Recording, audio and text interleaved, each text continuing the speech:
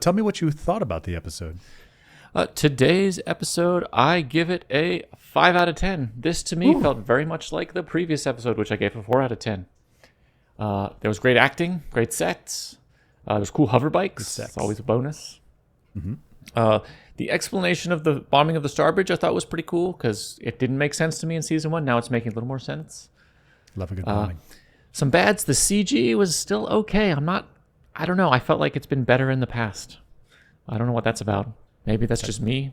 Okay. There's still a lot of talking for something so epic. So I don't know. It's bringing me down a level on emotional attachment. And connecting Gale to Dawn felt too small. Just made the world small. That Gale and Dawn, these people from Second Foundation to Empire, and like these huge distances, huge populations, planets, stars, and now they're connected. It felt small. I don't know. Made the world feel small to me.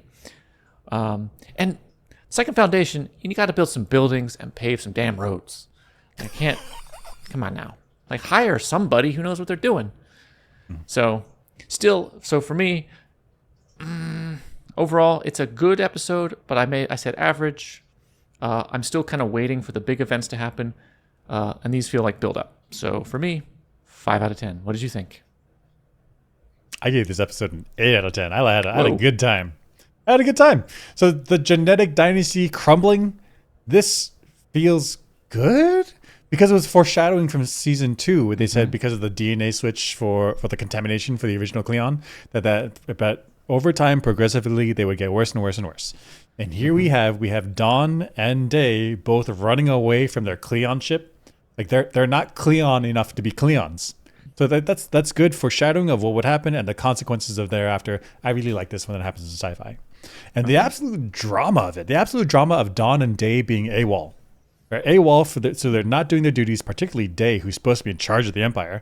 But not only that, but Dusk is slated for retirement very soon.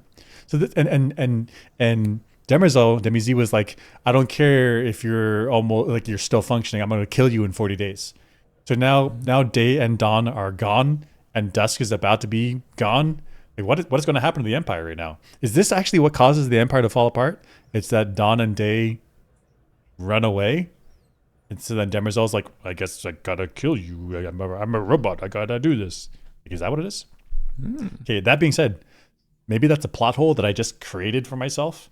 Because if Dawn and Day are AWOL, they run away, why wouldn't Demizy just be like, all right, hit squads, go kill them.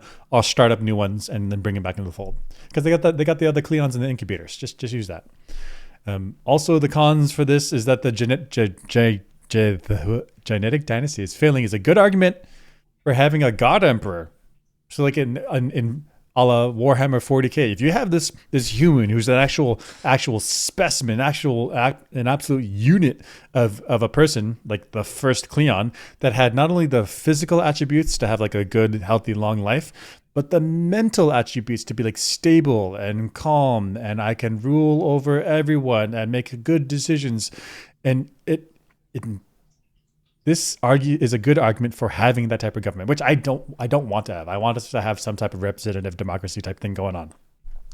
But the Empire has lived. The Empire survived for whatever many thousands of years that they were around, having this strong man, steady hand. Not strong man, like I'm going to take out all the bad people and going to do evil stuff, but like the personality that's calm and collected, just make good decisions for the good of people.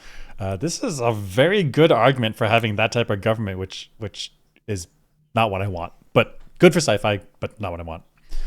In fact, if anything, the diversity in the Cleons is what's causing the genetic drift, which is why Empire is falling apart.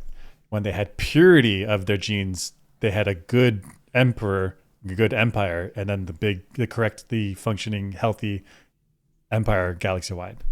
But ignoring those political stuff there, good episode because of the absolute drama of Day and Dawn run away right as Dawn is about to become the ruler, and so it's like what's happening with the genetic dynasty. Fantastic. For that reason, 8 out of 10.